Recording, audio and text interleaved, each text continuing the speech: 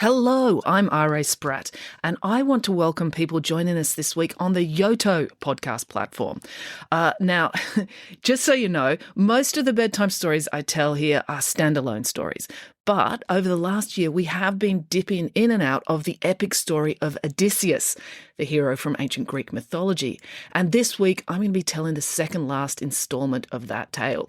So if you can jump in right here, that'll be fine. I'm sure you'll pick it all up. But if you did want to go back to the beginning and start from the first episode, you can search back through the episodes. The first episode's called Odysseus, as told by Nanny Piggins, and it dropped on January 8th, 2025. Or you can go back and listen to any of the other episodes. You're going to find fairy tales, myths, legends, and mysteries. I hope you enjoy them all. Now let's get into it.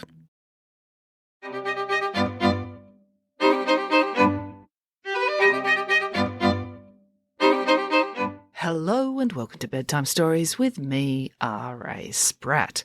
All right, now, I know I said I was going to do a Greek myth, or I can't remember what I said I was going to do this week, but there's, people have been asking for Nemesis and Psyche and a whole bunch of stories, and I was fully intending to write one of those stories for this week, but unfortunately I forgot that the audiobook of Friday Barnes 2 was released about a week ago, or maybe even longer, maybe on the 1st of July.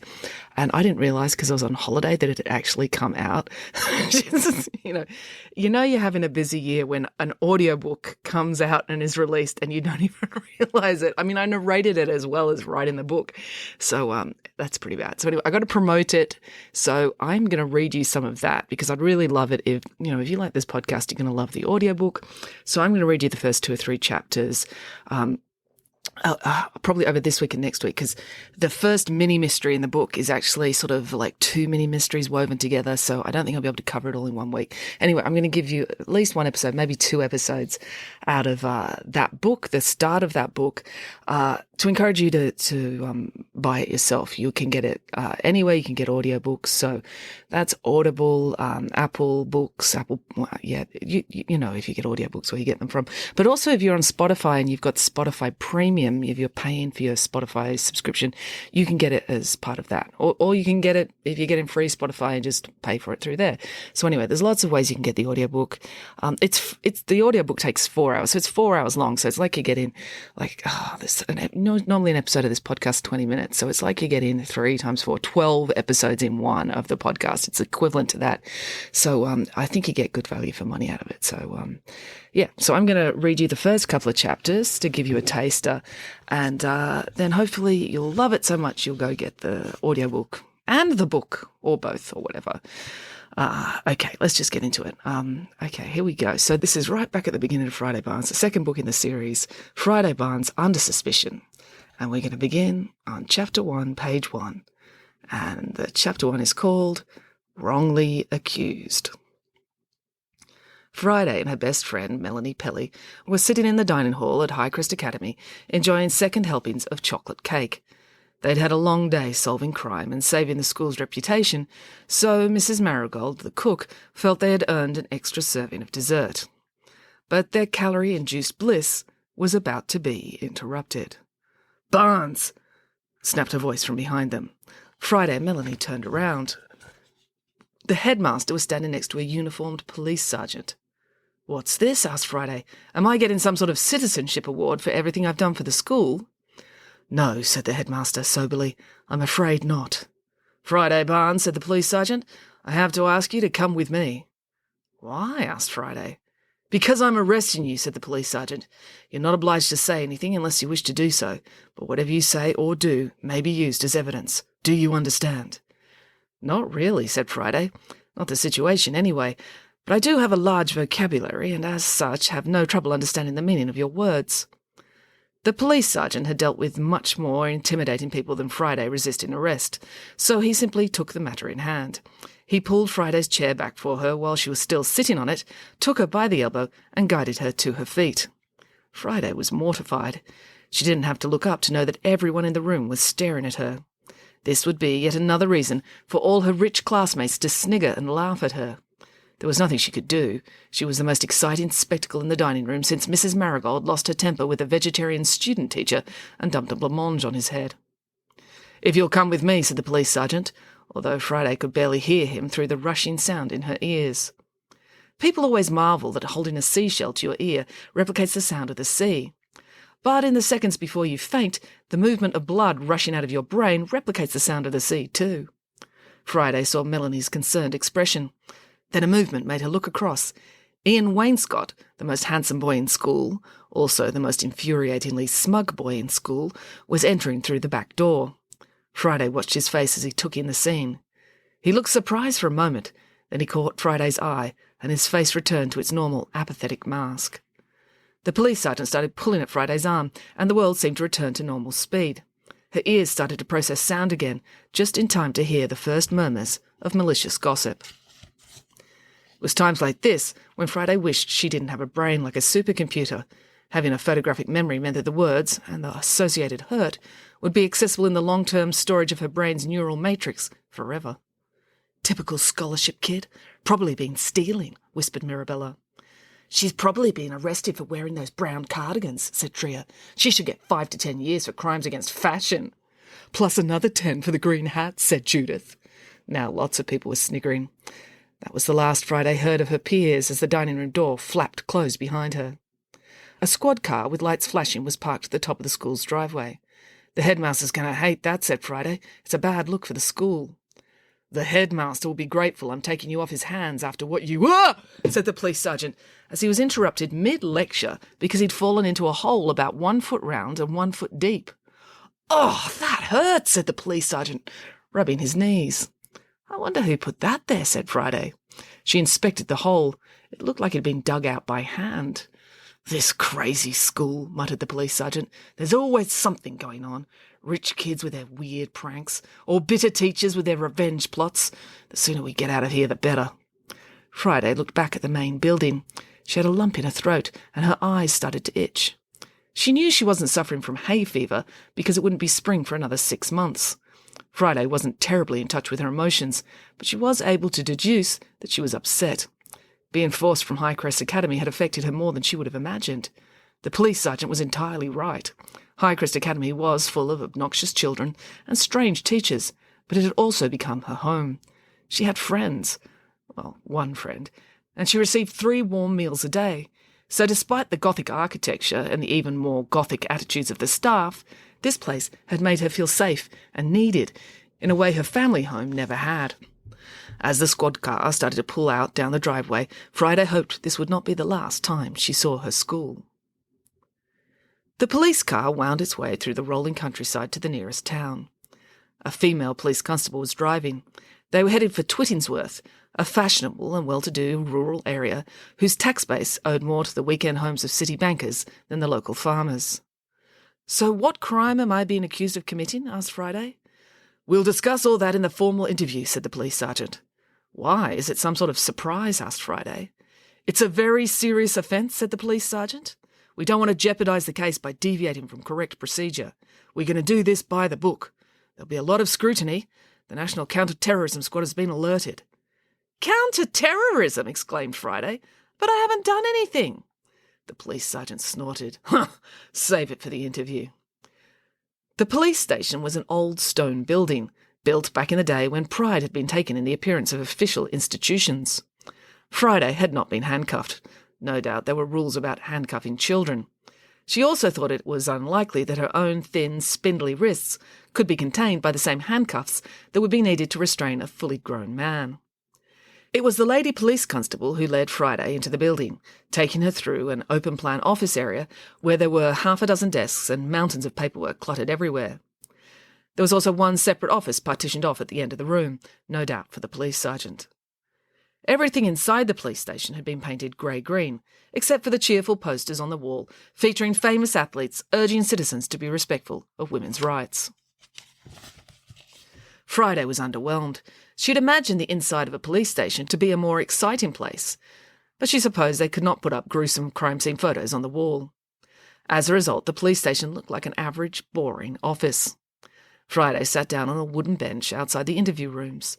The bench reminded Friday of the one outside the headmaster's office, although on the whole it was more comfortable. Plus, the police station had less of an air of impending doom than the headmaster's office. On the far end of the bench sat a man who looked like a vagrant. but a strangely large and athletic vagrant. It was hard to gauge his height because he was sitting down, but he must have been well over 6 feet tall. He had thinning blonde hair and a rough beard. His clothes were old, worn, and crumpled, and Friday noticed that he smelled quite distinctly of mould, even though she was trying her very best not to breathe through her nose. He was handcuffed to the bench. Friday felt like she'd been put next to the lion enclosure at the zoo. The lady police constable bent down to speak to Friday in what she clearly hoped was a comforting fashion. "We left a message for your mum and dad," she said, "so they should be here soon." "I doubt it," said Friday. "They never check their messages.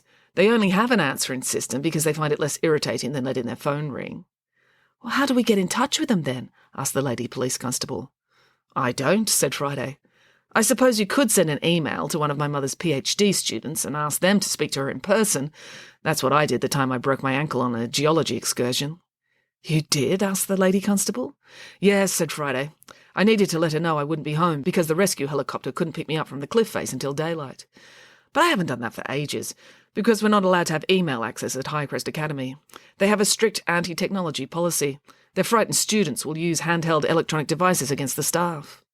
"Really?" said the lady police constable. "Yes," said Friday. "But students find ways around it. I know a girl who only took art so she could sketch incriminating drawings of her history teacher and post them to a lawyer." "This is a problem," said the lady police constable. "We can't interview you unless a family member is present." "By interview, you mean browbeat me into confessing, don't you?" asked Friday. "Well, began the lady police constable. "It's all right," Friday assured her. "As a fledgling detective, I'd enjoy seeing professionals at work. Will you do good cop, bad cop? Or are you doing it already and that's why you're being nice to me?" "Well, said the lady police constable, blushing a little at having been caught out by an 11-year-old. "This is exciting," said Friday. "Call my Uncle Bernie. He's an insurance investigator. I'll write his number down for you. He'll come right away. I can't wait to get started." Chapter 2. The Vagrant. Friday knew it would take some time for her uncle to get to the police station. His office was 2 hours away, and he might actually be doing something important that he couldn't stop the moment he got the message. So Friday reasoned that she had between 2.5 and 4 hours to fill. She took out a lollipop and stuck it in her mouth, then looked about the room. She could ask for a crossword, but she was very good at those, so it would probably only fill up 5 or 6 minutes. Friday could ask if she could read the police files, but she suspected there would be some sort of privacy law preventing the officers from showing them to a child. Also, it would probably rub the police up the wrong way if she read through their files and solved all their cold cases for them. Friday glanced at the vagrant at the far end of the bench. He didn't look like the chatty type. He looked more the hit-you-over-the-head-with-a-rusty-iron bar type. Friday decided to leave him alone. She pulled out a paperback from her back pocket and started to read. She'd only been reading for a few minutes when she realised the vagrant was watching her. He hadn't turned and stared, but he was definitely watching her out of the corner of his eye. Friday looked up at him. "Good book?" asked the vagrant. Friday hadn't expected the vagrant to engage her in a literary discussion. "It is, actually," said Friday. "It's E.M. Dowell's The Curse of the Pirate King. The story of a privileged boy who defies his family's expectations and runs away to be a pirate, then becomes enormously successful sailing the high seas and winning sword fights with people who are even more dubious than himself. We have to read it for English." "They let you read that at school?" he asked. "In my day it was all Shakespeare and Dickens." "The school is particularly proud of this book because it was written by the great-great-grandson of the school's founder, Sebastian Dowell," explained Friday. "E.M. Dowell is one of the few ex-students to become rich and famous without violating insider trading laws." "Okay," said the vagrant. "It's very exciting. We're all dying to know how it ends," continued Friday. "There's one more book to go in the series. Legend has it that E.M. Dowell came up with the idea for the whole series while he was at our school, and he wrote the last chapter first and then hid it, like it was pirate treasure." "Sounds like a weirdo," said the vagrant. "Yes," agreed Friday, "although the literary biographies phrase it differently. Their euphemism is eccentric recluse." The vagrant snorted a laugh and went back to staring into the middle distance. Now that she knew he wasn't dangerously terrifying, Friday was curious. "What have they busted you for?" asked Friday. "What's it to you?" asked the vagrant. "I'm up on terrorism charges," said Friday. The vagrant raised an eyebrow. "I didn't do it," said Friday. "I'm wrongly accused." The vagrant snorted again. Look, I know I look like a child, mainly because I'm only 11 years old, said Friday, but I am actually a successful private investigator. I've solved a bank robbery and thwarted a bird smuggling ring, as well as lots of smaller cases. Why don't you tell me your story? Perhaps I can help. The vagrant didn't look at Friday, but he didn't look away either. He was clearly thinking about it. I'm waiting for my uncle to get here so I can be interviewed, volunteered Friday. What are you waiting for? Their computer to identify my fingerprints, said the vagrant. So you're refusing to tell them who you are? Asked Friday. The vagrant shrugged. I didn't do anything wrong, so why should I help them? Interesting tactic, said Friday admiringly. But aren't you worried that you'll make them angry by being unnecessarily uncooperative? Cops are always angry whatever you do, said the vagrant. They have an awful job dealing with horrible people all day long. Time wasting is the least of their worries. In fact, they quite like it because it increases their chances of getting overtime. Come on then, said Friday. Since we're both stuck here for the next couple of hours, give me something to do. Tell me the details of your case. The vagrant sighed. He was obviously weighing up his options. He seemed to be the type of man who preferred to remain silent when possible. They say I stole a blue sapphire bracelet, said the vagrant. Did you? Asked Friday. No, said the vagrant. So why do they think you did? She asked. The vagrant shrugged. Then he looked down at his clothes. Look at me. I'm a bum. Friday nodded. She sucked her lollipop as she thought about it. Truth be told, she wasn't dressed much better herself.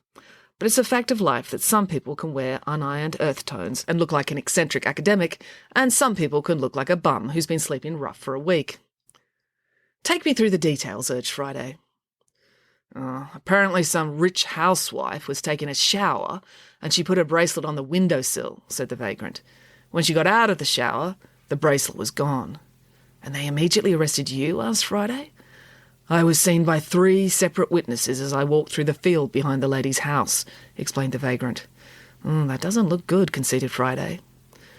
There was a prison break at the maximum security jail yesterday, continued the vagrant, and they say I look like an ex-con. Fair enough. So the cops picked me up on the road out of town, said the vagrant. And when they searched me, they found that I was wearing a prison-issue undershirt. Why were you wearing a prison-issue undershirt? Asked Friday. Because I was released from prison yesterday, said the vagrant. Oh, said Friday, taken aback. She had started to warm to this vagrant, but now that she knew he was actually a con, she was not so confident of her ability or the appropriateness of getting him off. What did you do time for? I don't want to talk about it, said the vagrant. That bad, huh? Said Friday. I don't want to talk about it, he repeated. Okay, said Friday, but I can see how you would fit the profile for just about any crime likely to be committed in a small country town. I didn't do it, said the vagrant. Friday looked at him with pity. That was what people always said when they realised that no logical argument would be persuasive. So let me get the facts straight, she said. You were released from prison yesterday, and how did you leave? I walked, said the vagrant. I walked until I got tired at about 10 o'clock. Then I found a nice big bush, and I curled up underneath to go to sleep. Then this morning you resumed walking? Asked Friday. That's right, said the vagrant. I like walking and being outside. And there was a rich lady in town who took a shower, said Friday. Who knows how long rich ladies take to shower? Probably longer than average, because they wouldn't care about the hot water bill. So maybe as much as 15 minutes or 20 at the outside. She wouldn't want to get pickled fingers. And during that 20-minute window, you just happened to be walking through the field behind her house. Yes, said the vagrant glumly. Where's the bracelet now? Asked Friday. I don't know, said the vagrant. I didn't take it, and the police can't find it. So they're saying I took it and stashed it somewhere, planning to come back and get it later. That would work, agreed Friday. Or you could have swallowed it. A whole sapphire bracelet, exclaimed the vagrant. You could have put it in a lump of cheese and swallowed that, said Friday. That's what we did with our cat when we wanted her to swallow a tablet. I didn't swallow the bracelet, said the vagrant. Is there any possibility that you did swallow it, but now you have no memory of doing so? Perhaps because you subsequently suffered a blow to the head while you were resisting arrest, asked Friday.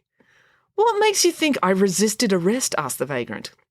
Well, there's an open first aid kit on the desk over there, said Friday, and a red droplet of spatter on the linoleum floor by the doorway, which looks a lot like blood. Friday pointed at the spot without turning her head towards it.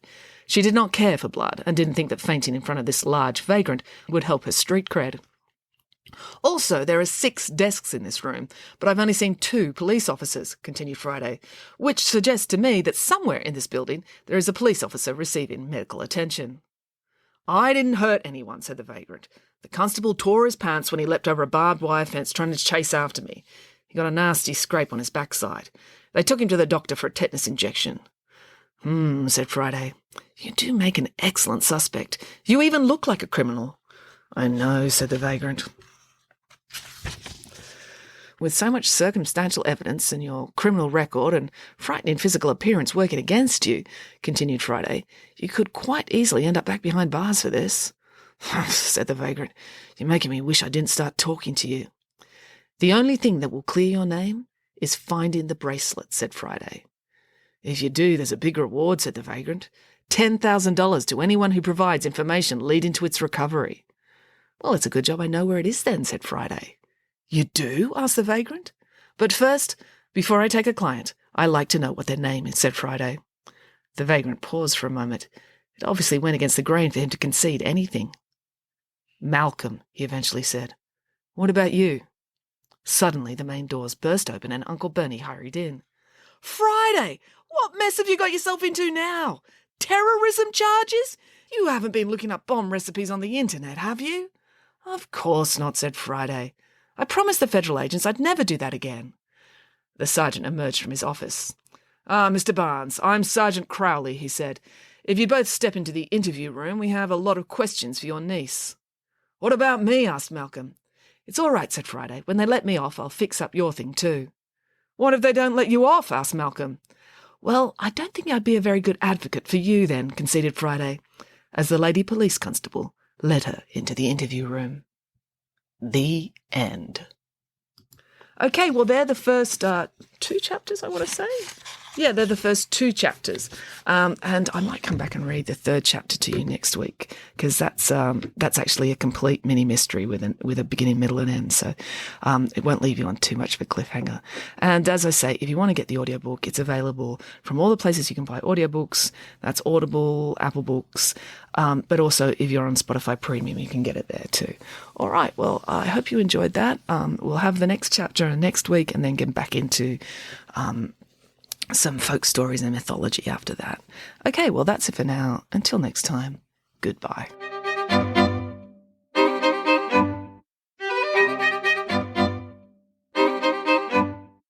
Hello, it's me again. If you enjoyed listening to Bedtime Stories with R.A. Spratt, it would be really helpful if you could like, subscribe, follow, and or review the show on whatever podcast platform you're listening to now. Every little one of those digital affirmations helps, and the bigger this podcast gets, the more I can justify procrastinating from my real job to keep bringing these stories to you. Thank you.